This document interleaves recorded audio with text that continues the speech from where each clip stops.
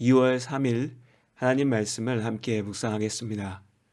오늘은 누가복음 11장의 말씀으로 함께합니다. 기도는 참 어렵죠.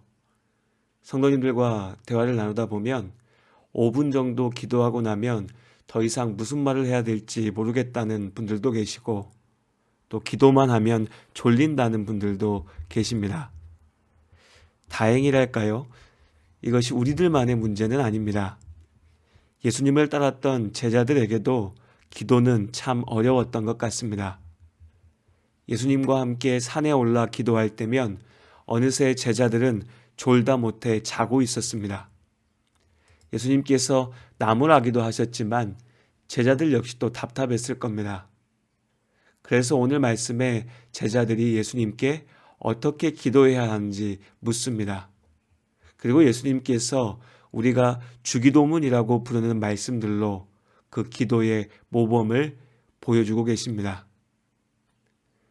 너희는 기도할 때 이렇게 하라. 오늘도 우리가 꼭 기억해야 될 바른 기도의 기준입니다. 먼저 2절에서 아버지여 이름이 거룩히 여김을 받으시오며 나라가 임하시오며 라고 말씀하십니다. 예수님께서는 하나님을 아버지라 부르셨습니다. 이것은 유대인들에게는 신성 모독이었죠. 그러나 예수님께서는 하나님을 아버지라 부르실 수 있었습니다. 그리고 이제 십자가의 은혜로 우리도 하나님을 아버지라고 부릅니다. 로마서 8장에서 이제 우리가 다시 무서워하는 종의 영을 받지 아니하고 양자의 영을 받았으므로 우리가 아빠 아버지라고 부르짖는다라고 말씀하십니다. 저 위에 힘세고 권세 있는 어떤 분 앞에 내가 서는 것은 어렵고 떨리는 일일 수 있지만 내 아버지 앞에 서는 것은 어려운 일이 아닙니다. 우리의 기도는 나를 사랑하시는 아버지 앞에 드리는 기도라는 사실을 잊어서는 안 됩니다. 분명한 믿음으로 사랑하는 나의 아버지 앞에 진실되이 고백하는 것이 기도입니다. 그렇게 예수님께서 우리에게 가르쳐 주신 기도는 크게 두 부분으로 나누어집니다. 앞의 세 가지는 하나님의 이름, 나라, 뜻을 향한 곧 하나님의 영광을 위한 간구입니다. 그리고 이어지는 세 가지는 일용할 양식, 죄사함, 그리고 구원, 우리를 위한 기도입니다. 무엇보다 기도의 우선이 하나님을 위하는 것에 있다는 사실을 잊지 마시기 바랍니다. 많은 경우에 우리의 기도에는 하나님을 위한 자리가 없습니다. 그저 내 필요를 구하기에 급급하죠. 그러나 하나님의 영광을 위한 기도는 우리를 위한, 나를 위한 기도에 앞서는 것입니다. 우리의 일용할 양식, 죄사함, 구원이라고 하는 것도 하나님의 구원의 역사가 이루어지지 않는다면 있을 수 없는 것입니다. 하나님의 나라를 위한 기도는 막연하게 저 멀리에 있는 어떤 것을 위한 것이 아니라 바로 나를 위한 기도입니다. 온 나라의 경제가 엉망이 되어버렸는데 우리 집만 잘 살게 해달라고 하는 기도가 제대로 된 기도일 수가 없지요. 나를 위한 기도, 내가 은혜 받기 위한 신앙생활은 욕심으로도 할 수 있습니다. 그러나 하나님을 위한 기도, 하나님의 일을 이루기 위한 믿음이야말로 참된 것입니다. 바른 믿음은 하나님 중심의 삶에서 시작합니다. 우리가 그렇게 기도하는 것입니다. 그리고 이어서 우리에게 날마다 일용할 양식을 주시고 우리가 우리에게 죄 지은 모든 사람을 용서하오니 우리 죄도 사하여 주시옵고 우리를 시험에 들게 하지 마시옵소서라고 기도하라고 하십니다. 우리가 흔히 다 먹고 살려고 하는 일이다 라고 말하죠. 이것은 옳은 말은 아닙니다. 우리 인생의 목적은 단지 먹고 살기 위한 것이 아닙니다. 하나님께 영광을 돌리고 하나님 앞에 참된 기쁨을 누리는 것이 우리 인생의 목적입니다. 그렇지만 사람이 살기 위해서는 먹고 마시는 문제가 아주 중요하다는 것 역시 사실입니다. 예수님께서도 우리의 먹고 사는 문제를 위한 기도를 사람을 향한 기도의 첫머리에 놓으셨습니다. 오늘 본문에서 일용할 양식은 단지 먹을 것만을 뜻하진 않습니다.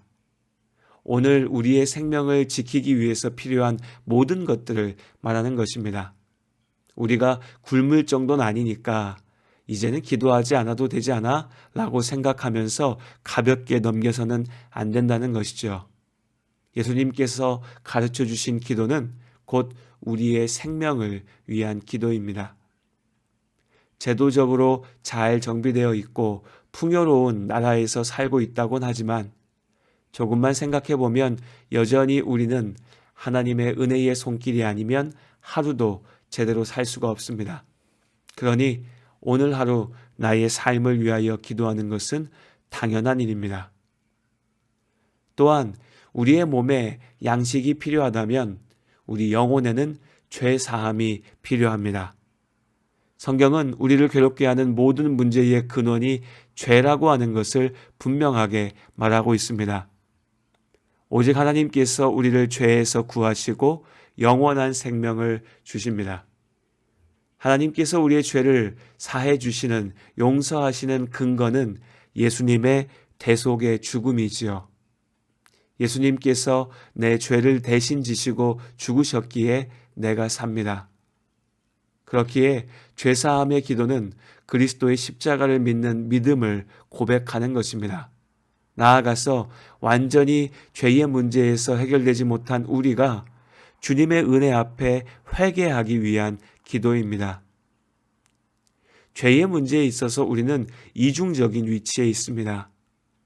우리가 하나님 앞에 죄인이지만, 다시 말해 하나님 앞에선 우리가 피의자이지만 살다 보면 다른 사람들이 우리에게 죄인이 되기도 합니다. 그렇기에 오늘 이 기도는 하나님께 나의 죄를 용서해 주시기를 간구하면서 또한 용서받은 내가 용서하겠다는 것을 다짐하는 기도입니다. 용서한다라고 하는 것은 결코 쉽지 않습니다. 오직 주님의 은혜를 기억할 때만 용서할 수 있는 것이지요. 다만 용서는 죄와의 타협이 아니라 죄에서 돌아서는 자를 향한 사랑이라는 사실을 또한 기억하시기 바랍니다. 자, 여기까지 우리가 나눈 말씀들이 기도의 내용에 대한 가르침이었습니다. 그리고 5절부터 13절까지 이어지는 말씀들은 기도하는 우리의 자세, 태도에 대해서 말씀하고 계십니다. 예수님께서 한 가지 이야기를 비유로 말씀하십니다.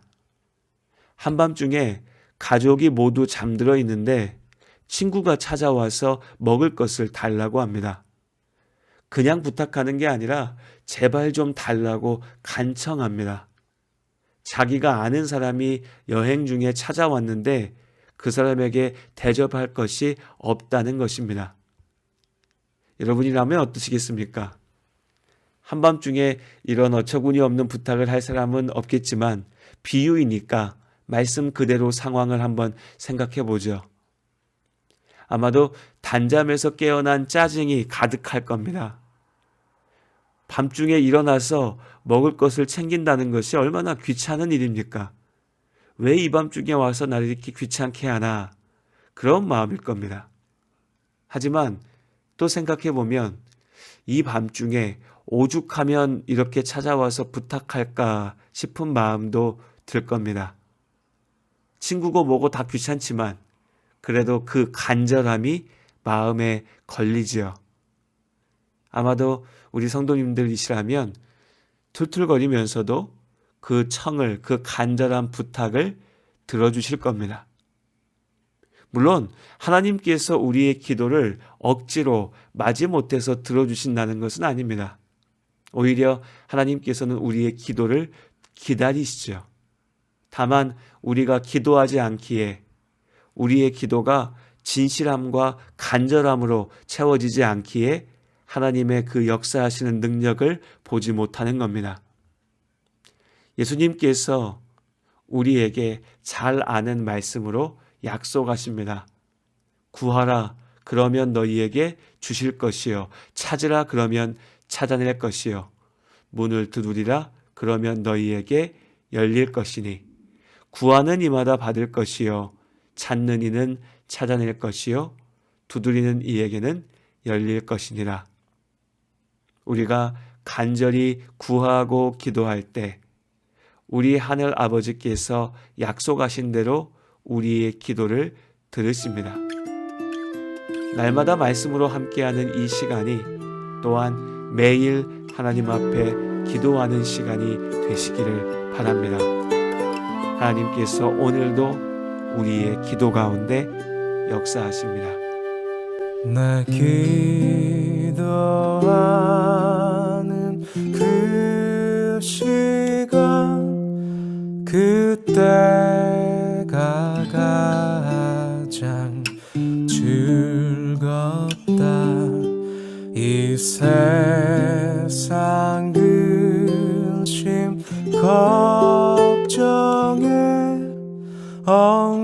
얽매인 나를 부르사 내 진정 소원 주 앞에 난 나지 바로 하래요.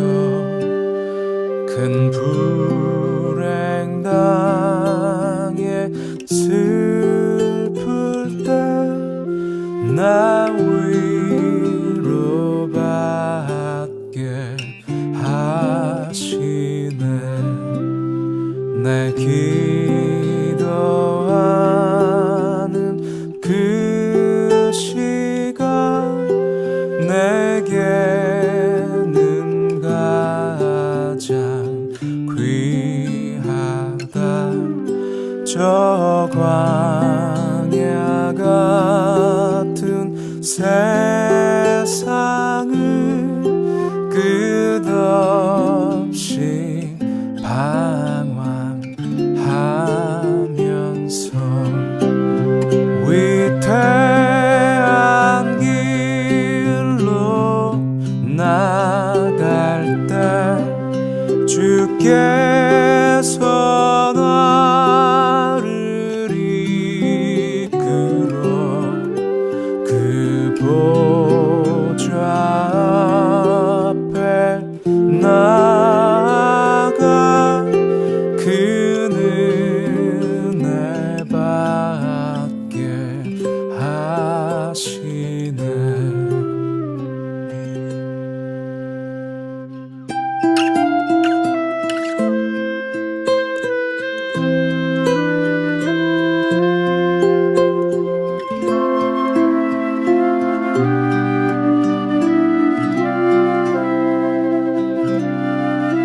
내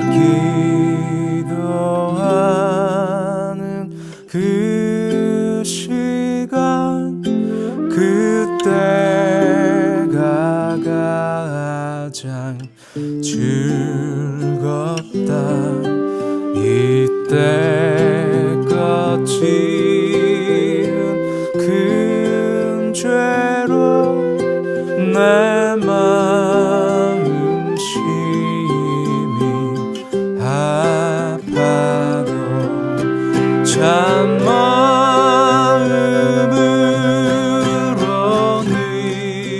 뉘우쳐 다 숨김없이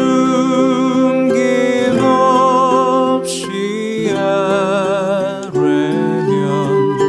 주 나를 위해 복 주사 새 은혜 부어 주시네. 빈 들에서 나 산에서 온 밤을 세워 지내사 주 예수 친히 기도로 큰 복